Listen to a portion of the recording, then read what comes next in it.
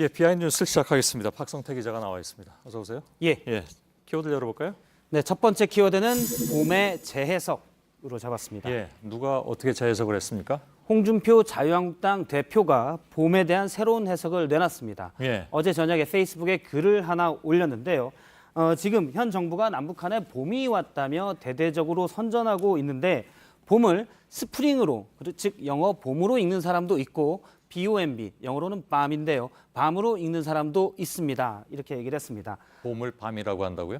저기에서는 BOMB, 뒤에 비는 묵음인데요. 밤이라고 읽지만 영국식 영어에서는 봄이라고도 읽습니다. 예. 제가 포털에서 발음을 찾았는데요. 미국식은 밤, 영국식은 봄이 되는데 영국식의 음을 차용한 듯이 남북한의 봄을 폭탄을 뜻하는 봄으로 읽는 사람도 있다. 이렇게 얘기를 했습니다. 예. 남북 대화가 급격히 진전되고 역사적인 북미 정상회담까지 예정이 돼 있지만 홍준표 자유한국당 대표는 이거는 위장 평화쇼다, 지방 선거용이라면서 결국 폭탄이 돼서 돌아올 것이라고 주장한 겁니다. 예. 근데 하여간 좀 영국식 발음까지 가져와서 얘기를 한 상황이 됐는데 예. 그 밝은 봄을 어두운 밤이라고 읽는 사람은 그렇게 많지는 않은 것 같은데 아무튼 예. 이 때문에 홍준표 대표의 봄에 대한 새로운 해석에 대해서 많은 지적들이 나왔습니다. 예. 평화당의 박지원 의원은 지구상의 모든 사람은 봄을 평화로 읽는다. 아마 밤 폭탄으로 본 건 홍준표 대표가 유일할 거라고 얘기를 했고요. 바른미래당의 하태경 의원도 홍준표 대표 입이 폭탄이다라고 지적했습니다. 예. 민주당도 논평을 내놨는데요. 예. 홍 대표가 전쟁만이 진정한 해결책이고 그래서 전쟁을 하는 것인가? 이 물음에 대한 답을 내야 된다면서 봄에서 어두운 밤을 느끼는 자유한국당이 딱하다라고 논평을 내기도 했습니다. 예. 아무튼 좀 독특한 해석이긴 합니다. 제 해석치고는. 예, 그렇습니다. 예. 사실 봄과 밤을 같이 쓴 건 1918년에 김시인, 김소월의 스승인 김억 시인이 봄은 간다라는 시에서 첫 구절입니다. 밤이 도다, 봄이다 이러면서 발음이 비슷한 밤과 봄을 반복적으로 시어에 사용하면서 예. 봄밤의 애상함을 통해서 시대의 아픔을 노래했다라는 해석이 있는 유명한 시가 있습니다. 예. 맨 끝은 님은 탄식한다로 끝납니다. 예. 이건 어떻게 찾아냈습니까? 원래 알고 있던 시인가요? 김억 시인은 유명한 시인이어서. 알겠습니다. 예. 두 번째 키워드는요? 예, 두 번째 키워드는 입장문 실용주의로 잡았습니다. 예. 뭡니까 이건 또? 오늘 이명박 전 대통령이 2,600여 자에 달하는 이례적으로 긴 입장문을 냈습니다. 예. 오늘 검찰이 수사 결과를 발표했는데 이에 대응해서 낸 겁니다. 몇 가지를 보면 이전과 다른 점은 우선 가공의 시나리오를 만들어 놓고 검찰이 초법적인 신상털기와 짜맞추기 수사를 했다. 강하게 검찰의 수사를 부정을 했고요. 예.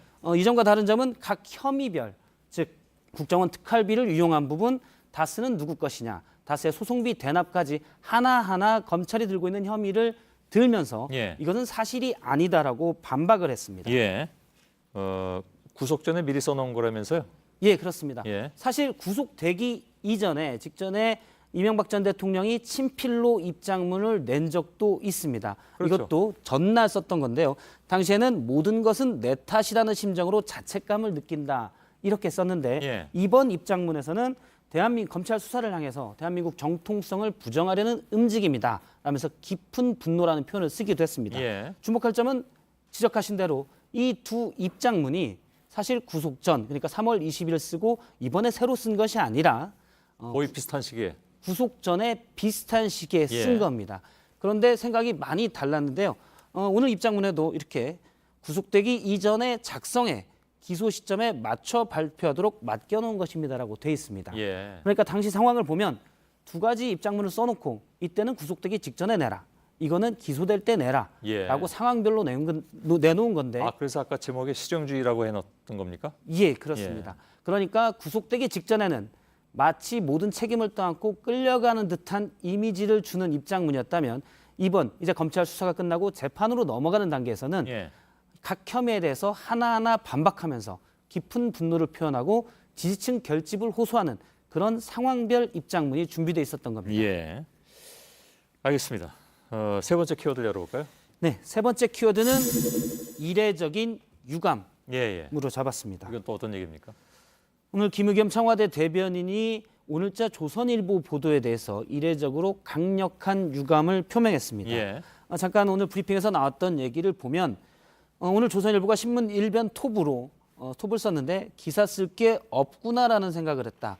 또 본인의 말꼬리를 물고 늘어졌다고 평가했고요. 예. 되게 이렇게 좀 강력한 톤으로 특정 언론사를 공격하는 경우는 꽤 많지 않죠. 예, 상당히 이례적입니다. 저런 예. 표현들도 사실 기자를 향해서 잘 나오지는 않습니다. 예. 그러면서 조선일보에 대한 유감을 표명한 것은 관계자 말고 보통 이제 청와대 관계자라는 표현을 많이 예. 언론에서는 쓰는데요.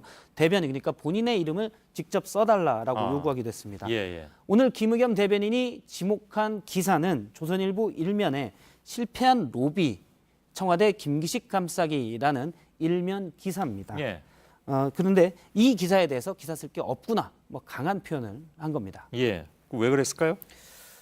일단 청와대는 해석은 언론의 자유지만 사실관계 즉 팩트는 바로잡아야 된다라는 기조가 강합니다. 예. 특히 김기식 원장 건 정확히 따르면 저 기사에는 이제 김기식 원장이 국회의원 시절에 2015년에 외유성 출장을 갔다는 의혹 보도인데요. 예. 이에 대해서 청와대는 밀리면 안 된다는 분위기로 강하게 대응하고 있습니다. 예. 오늘 오후에도 추가적인 브리핑을 했고요.